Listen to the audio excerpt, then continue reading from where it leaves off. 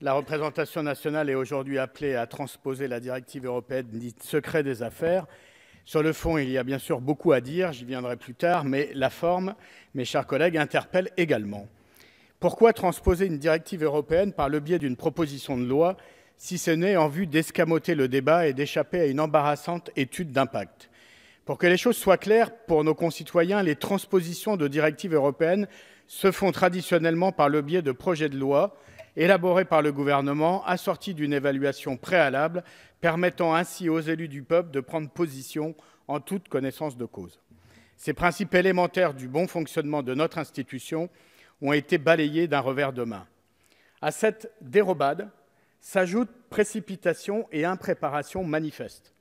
En optant pour la procédure accélérée qui nous conduit à voter aujourd'hui sur un texte dont l'examen en commission s'est conclu il y a moins d'une semaine, la majorité a fait le choix d'aller vite, presque en catimini, quitte à mettre de côté l'impérieuse nécessité d'un véritable débat de fond, quitte à ce que les approximations et les incertitudes juridiques se multiplient. N'avons-nous pas eu le droit à plus d'une trentaine d'amendements de la part du rapporteur lors de l'examen en commission des lois, modifiant ainsi sensiblement les équilibres de son propre texte? On a le sentiment que cela vous importe peu. L'important pour vous est de faire vite et fort. Telle est l'une des facettes de ce nouveau libéralisme autoritaire qui considère la démocratie comme chronophage quand il faut aller vite. Toujours plus vite. Il est vrai que les milieux d'affaires n'en peuvent plus d'attendre cette loi qu'ils ont largement inspirée. Et pour cause, comme cela a déjà été dit et comme cela a été révélé par de nombreuses ONG, c'est un petit groupe de lobbyistes représentant les intérêts de multinationales comme Nestlé, Safran, Alstom ou General Electric qui est parvenu à convaincre la Commission européenne de rédiger un projet de directive en faveur du secret des affaires. Au-delà même de son pouvoir de conviction, ces lobbyistes ont même aidé à tenir la plume tout au long du processus. Le résultat final est à la hauteur des attentes de ces entreprises.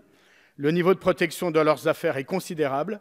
Il est tellement élevé qu'il vient limiter la liberté d'expression, le droit à l'information du public, bref, l'intérêt général.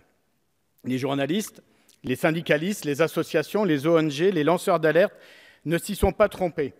En témoigne la mobilisation exceptionnelle contre ce projet de directive. Une pétition initiée par Élise Lucet a ainsi recueilli plusieurs centaines de milliers de signatures. Des vidéos dénonçant cette directive sont devenues virales. Des débats publics ont lieu, des tribunes sont publiées, des mobilisations citoyennes se sont tenues. Mais les affaires étant les affaires, cela n'a pas été suffisant pour faire reculer l'Europe. Cette directive a ainsi reçu l'aval de la grande coalition des libéraux. Mais au-delà de la coalition des libéraux, les masques sont bel et bien tombés sur ce texte. Ainsi, souvent enclins à dénoncer aveuglement l'Europe, les élus du Front National sont également venus en renfort, s'affichant en alliés du système des milieux d'affaires et financiers. Voilà pourtant un bel exemple de tout ce que le peuple rejette de l'Europe.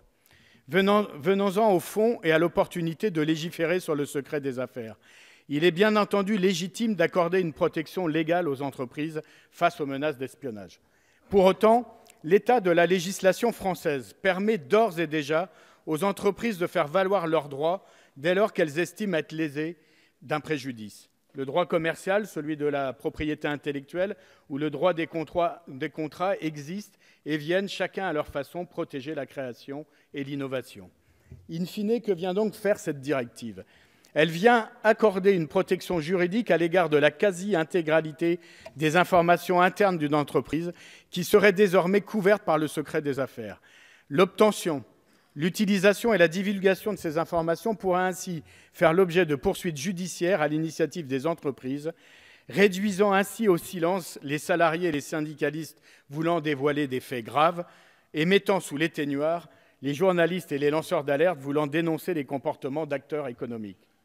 En fixant l'opacité des affaires en principe et la transparence en exception, la directive que vous nous proposez de transposer vient apporter la garantie juridique ultime pour des entreprises soucieuses de dissimuler leur agissement, qu'ils soient légaux, comme l'optimisation fiscale, ou illégaux.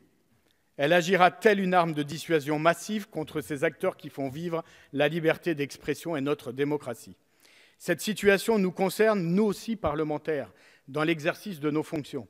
Nous sommes régulièrement contactés par des citoyens, des salariés, des journalistes qui nous transmettent des informations internes aux entreprises, des documents comptables ou sociaux qui parfois font état d'un dépeçage en cours ou à venir d'un collectif de travail, des velléités de délocalisation, des projets de LBO, des licenciements en préparation ou de la fraude fiscale avérée. Ces informations nous sont essentielles pour anticiper, préparer, discuter et alerter. Qu'en sera-t-il à l'avenir? On le voit bien, les inquiétudes soulevées par la transposition de cette directive sont multiples et bien légitimes, tant cette initiative s'avère bancale, truffée d'ambiguïtés et d'incertitudes juridiques. L'examen en commission et la faiblesse des réponses apportées à nos interrogations ne nous ont guère rassurés.